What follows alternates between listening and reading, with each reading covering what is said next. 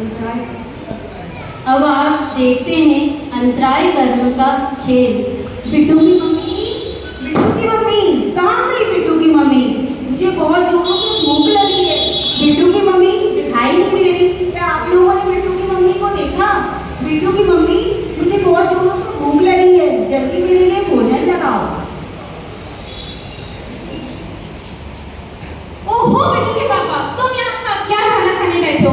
वहाँ हमारा बिट्टू छत से गिर गया है। चलो पहले। देखा आपने अंतराय कर्म का फल।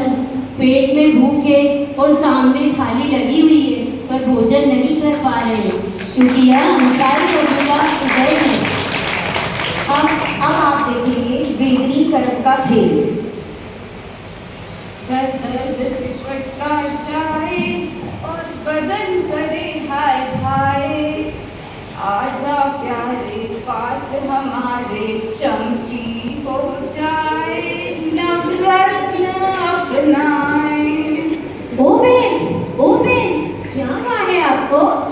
सर दर्द से फटा जा रहा है और बदन दर्द कर रहा है।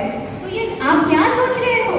मैं सोच रही हूँ एक बार तू मेरी चंपी कर दे बस। ये तेलबिल से कुछ नहीं होगा। ये तो तुम्हारे असाता वेद्य का उदय है। जब तक असाता वेद्य का उदय रहेगा तो ये तेलबिल कुछ काम नहीं करेगा। छोड़ो ये सब तेलबिल को। तो देखा आप सबने कैसे ये संयोग हमारे सुख दुख के कारण नहीं है, बल्कि साता साता के उदय में ये सारे संयोग हमें अनुकूल और प्रतिकूल भाषित होते हैं। अब हम देखते हैं आयु कर्म कैसे बनते हैं।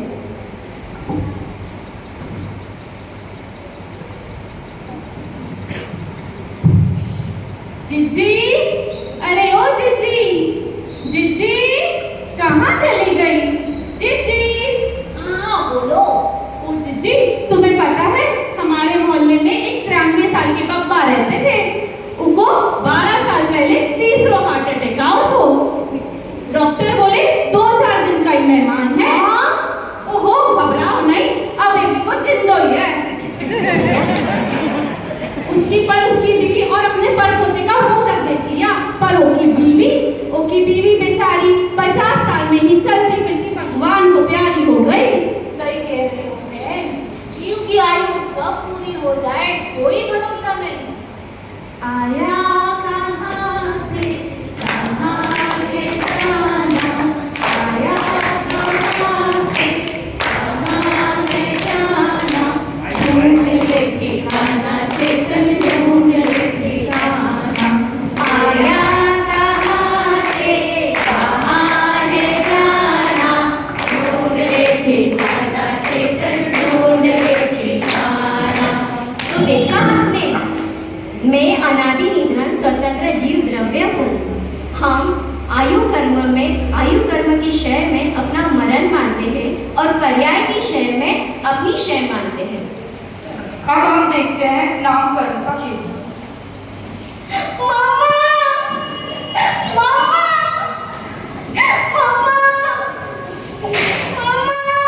क्या हुआ बेटी?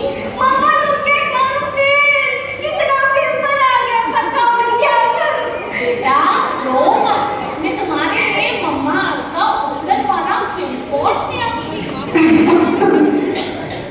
अरे ओ पूरा, तुम्हें पता नहीं जिन सब नाम कर्म के उदय से होए।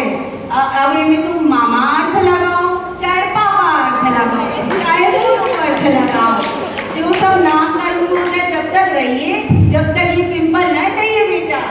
क्या दादी आप मेरी दादी हो के ऐसी बात करते हो? देखा आपने मेरे बाल कितने डैमेज हो गए। आप दादी हो के कुछ नुस्खे बताती ही नहीं हो। चल बेटा मैं तेरे को एक नुस्खा बताती हूँ। हाँ बताना दादी। हाँ चल बता। एक काम करेगी बेटा, एक मोमबत्ती लेके आ, जला डाल इन बालों को। ना रहेंगे बाल, ना होंगे। क्या दादी आपसे तो बात करना ही बेकार। निर्मल, शुद्ध और सिद्ध सदा पर मिले। प्रत्येक जीव ऐसे ही है, परंतु शरीर की अवस्था से अपने आप को मोटा, गोरा, पतला, सुंदर है और संसार में आकर दुखी रहता है। अब हम देखेंगे गोत्र कर्म का खेल।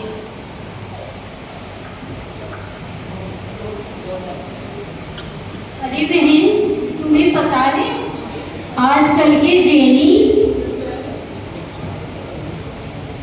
अरे बहन, तुम्हें पता है आजकल के जेनी सुबह उठकर मंदिर जाते हैं और पूजन करते हैं और शाम में आलू प्याज खाते हैं और वे अपने आप को उच्च कुल का बताते हैं।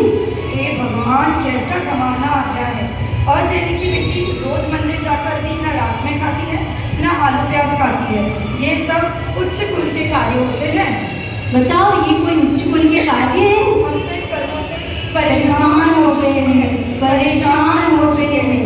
बचाओ बचाओ, हमें इस कर्मों से बचाओ, बचाओ। बचाओ बचाओ। अरे अरे, रुको रुको रुको। स्वयं किए जो कर्म शुभाशुभ फल निश्चय ही वे देते, करे आप फल दे अन्य वो, फल किए निष्क्रिय होते, निष्फल होते। अतः इन आठों कर्मों से डरने वाली कोई बात है ही नहीं। यह कर्म बलवान थोड़ी ना है, बलवान तो यह जीव है।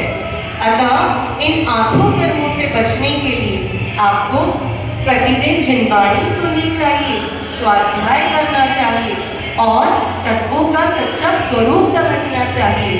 जिस दिन आप अपने सच्चे स्वरूप को समझ पाएंगे, तब यह कर थर थर कांप उठेंगे और उस दिन आपको पता चलेगा यह कर तो इस जीव से बंधे ही